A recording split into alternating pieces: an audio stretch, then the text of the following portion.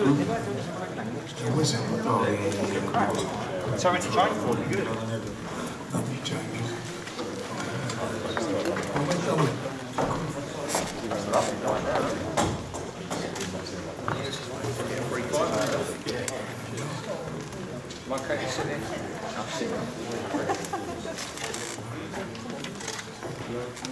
Good afternoon, ladies and gentlemen. Thanks for joining us here at BT Centre. We're here today to announce Willie Joe Saunders, the WBO middleweight champion of the world. His next fight, which will take place on September the 16th at the Copper Box here in London, which is just across the road.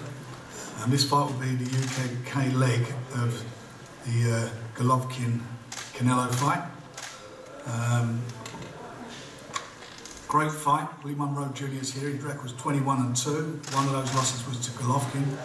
So this is going to be for me, is going to be a keenly fought fight. It's a fight that Bill's got to be top of his game. He can't afford to slip up. He's had a few problems over the last few months with opponents pulling out, fights falling through. Unfortunately, Cassini's in mandatory fell by the wayside, and Willie's now in. Monroe Jr. is now in to take that position, and this is a mandatory defence. So the winner of this comes through it. They've got the WBO title, which is the piece of the jigsaw that Golovkin, the winner of Golovkin and Canelo, who hold 3 titles, the winner will hold 3 titles, will want. So obviously I'm in Bill's corner, and if he comes through this, we'll be pushing very hard, and we've had conversations with Golovkin's people that we could do that fight in December, providing Golovkin wins.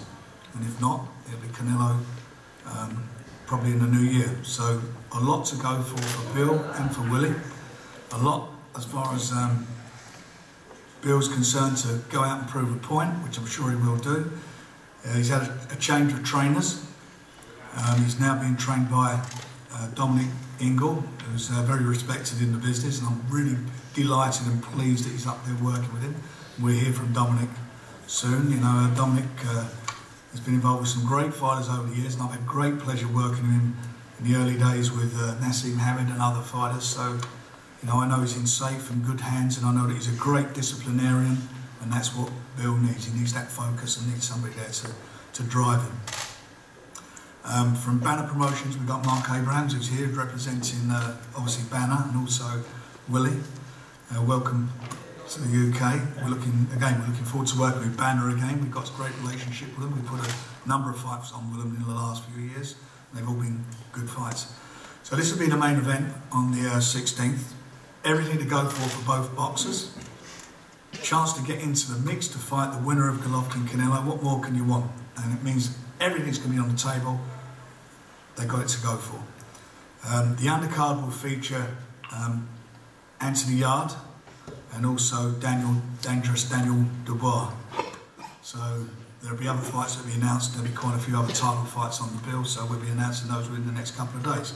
So it's going to be a fantastic night again, another competitive night. I think we've shown the British public over the last, well, for quite a while, but certainly over the last 6 months, certainly since we've been with BT and on Box Nation, the fantastic competitive events we're putting on. Not one fight, events, and that's what we're going to continue to do, headed up by this fantastic fight. As I say, these guys got it all to go for, and as always, the people who would benefit from this are the fans, because they're the guys who pay the wages, who buy the tickets, buy the subscriptions. This is for them. These are the fights that they want to see. Anyway, we've got all the guys here.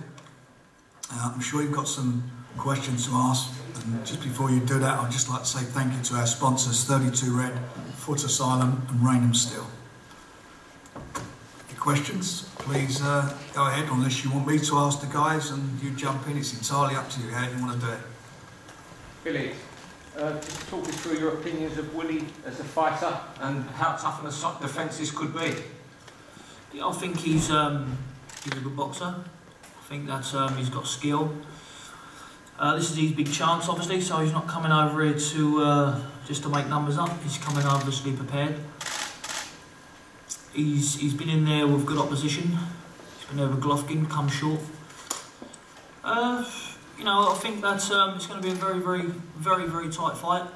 but I just think that I've got the edge on the want side.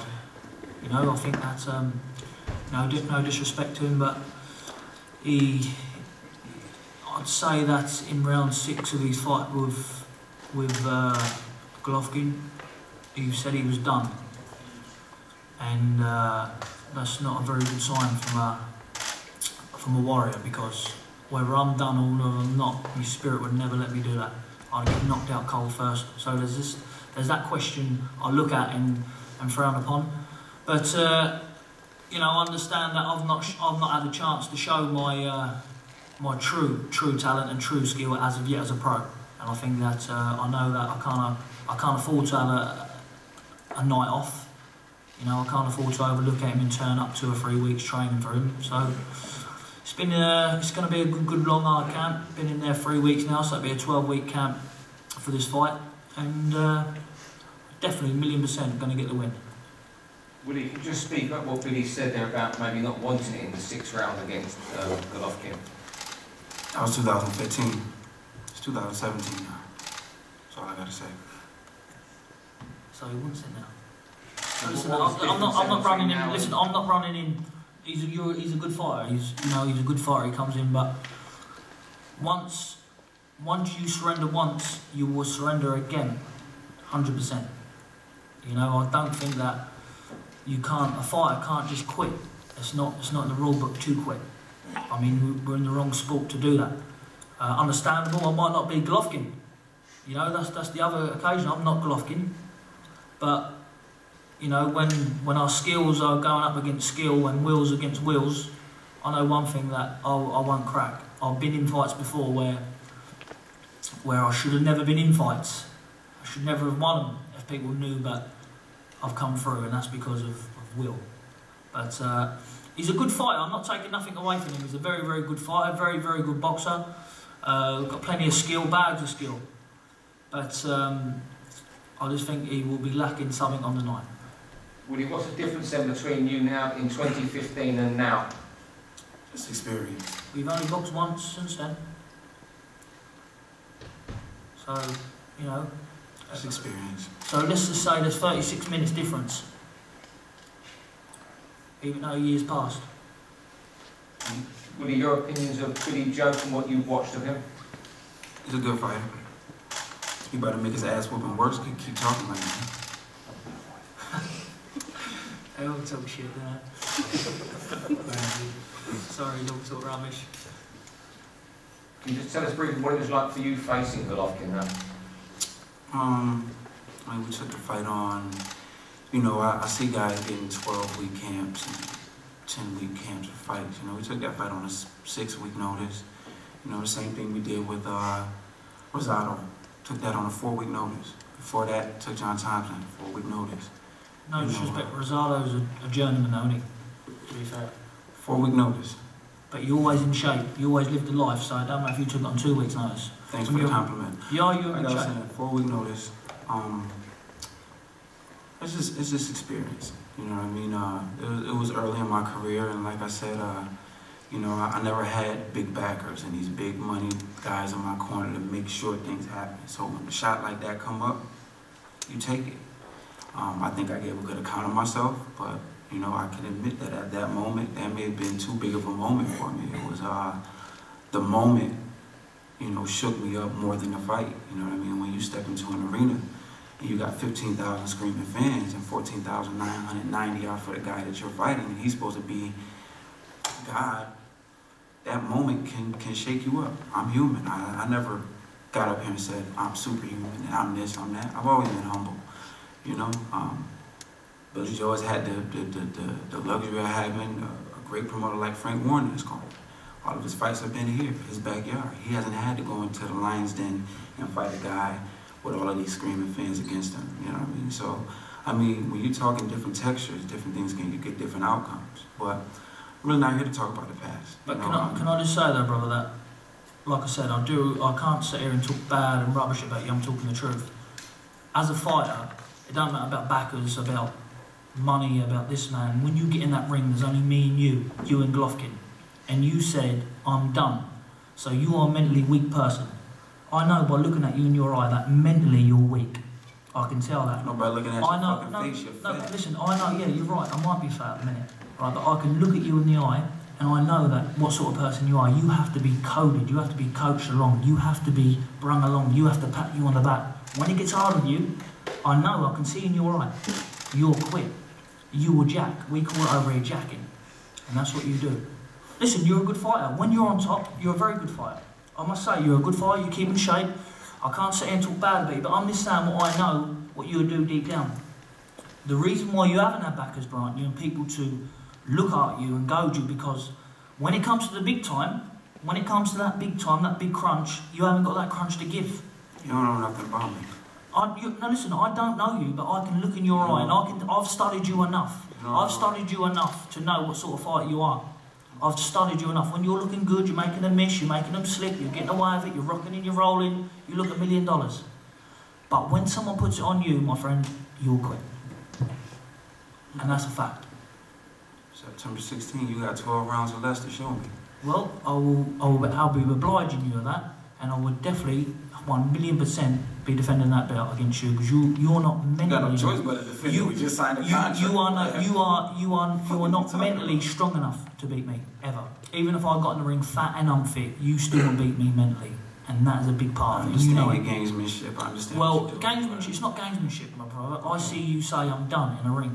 You don't do that, and that's what you did. Right. I'm not here to talk rubbish about it. If that was lies, then I'm talking rubbish. Then so be it. I'm only speaking the truth, what went on. And you did say I was done. Dominic, Billy was saying he could be really fat and unfit. I take him he's not going to be either on September 16th. Well, no, he's not going to be fat and unfit. He's going to be in good shape. He's been in camp for 3 weeks. He's done a lot of hard work in that time. He did come into that camp, as Willie said, fat and unfit. But that's the task in front. And when you know you've only got 12 weeks to get rid of that, you've got a time scale, you've got to do it in.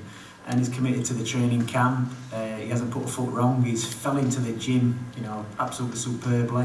He gets on with the guys. He's motivated. He's actually enjoying training. He's enjoying his dieting. It's not even a diet, is it, though? No, he can't even manage the food that he's getting. It's too much for him, and he's losing weight. So, you know, for a boxer, that's fantastic. So, where we've been getting, you know, 3 parts of the jigsaw, we've been getting the fighting bit, but he's had his training wrong. I'm not blaming that on the trainers. I'm blaming that on Bill. And his nutrition wrong, and now all the pieces are beginning to fit together. You know, hopefully on September the 16th, it's all going to come together, and you're going to see really what Bill can do, what he should have been doing probably for the last 4 or 5 years of his career. This is what Bill needs. You know, he needs the discipline of a trainer. And he's been, you know, Jimmy Tibbs done a fantastic job, and Mark, and he was about to train with Adam Booth. But the bottom line is, you know, they bonded now, and this is it. And being away from home, so hopefully we're going to see the best of Billy Joe Saunders. He's still a young man. He's got a lot left in the tank. I mean, he's not even a quarter of done as far as his career is concerned. So he's got it there. He can do it, and I know that this will be the making of it.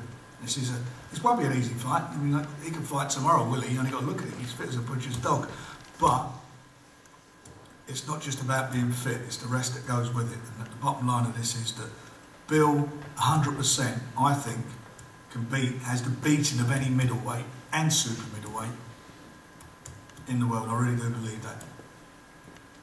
Well, he's beaten the one they've all been raving about the weekend.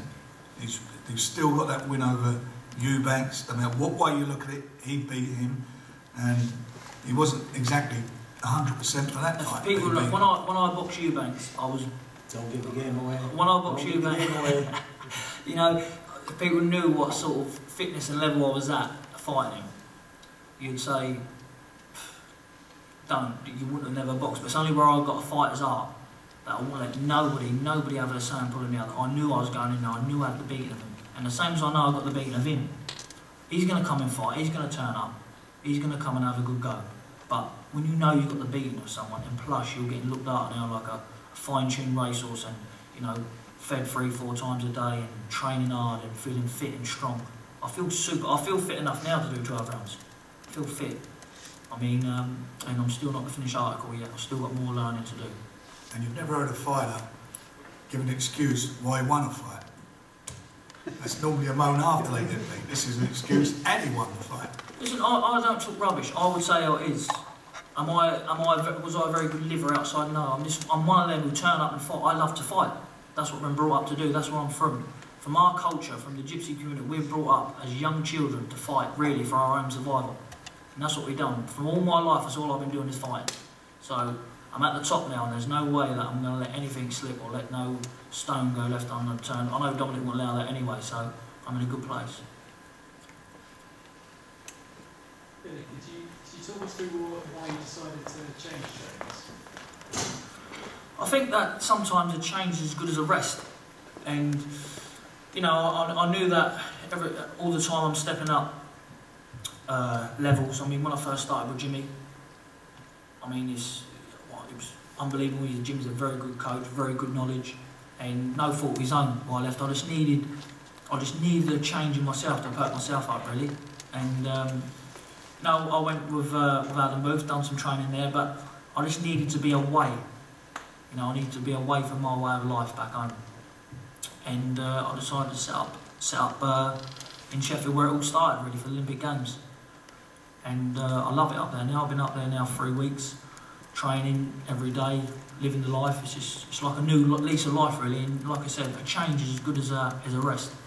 I mean, I've got a very, very good record. I ain't been beaten England on home turf for 15 years. Now, I've been beating England since I've been 12. So, you know, this man's got it all to do on the 16th. As the sort of inactivity and fights falling through, how much of a problem has that been? You know, listen, it gets stressful, but listen, as fighters, you've got to crack on and deal with it, innit? Whatever happens, whatever gets thrown your way. I mean, listen, for what happened to me last, that says it all. My last opponent got arrested, so it's just one of them things that just happens in boxing. You just got to deal with it.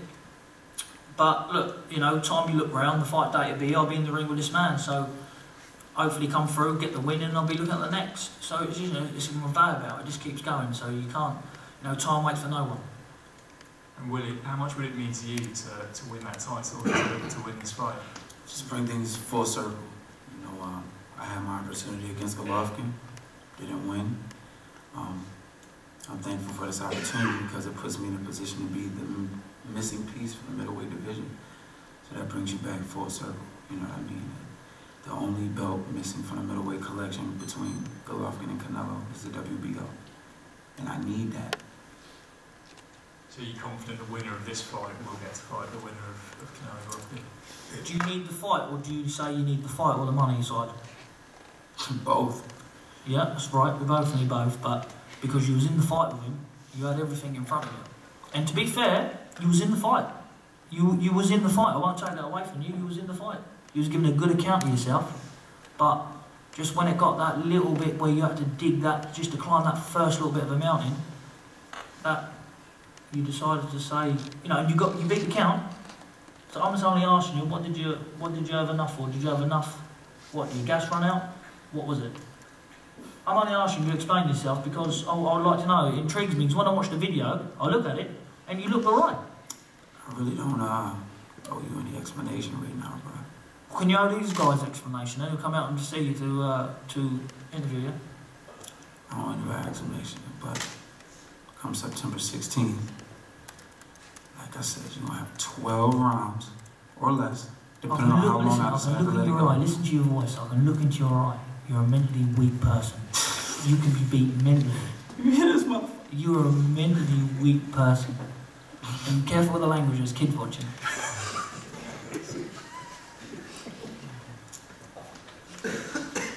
Any other questions?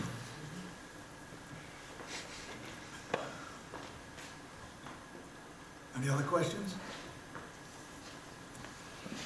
All good? All good. You can do your one-on-ones? Lovely, thank you. Thank you very much. Don't forget, Copper Box, 16th of September. Your tickets, and it's going to be a fantastic undercard. Some great fights. You're going to come to us, TV? You're going to come to us?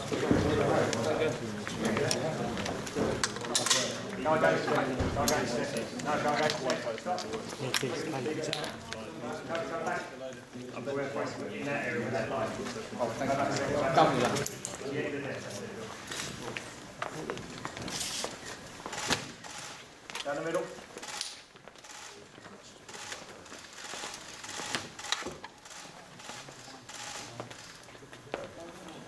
Good. Head to the shoulder now. Go back a bit, go back a bit. No, go away, Frankie.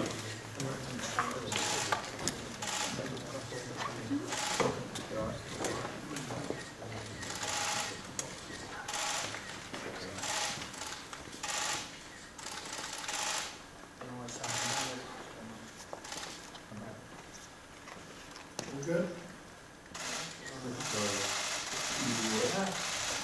Easy work. Good, thank you.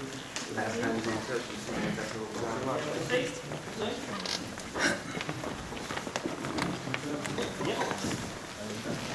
Yeah.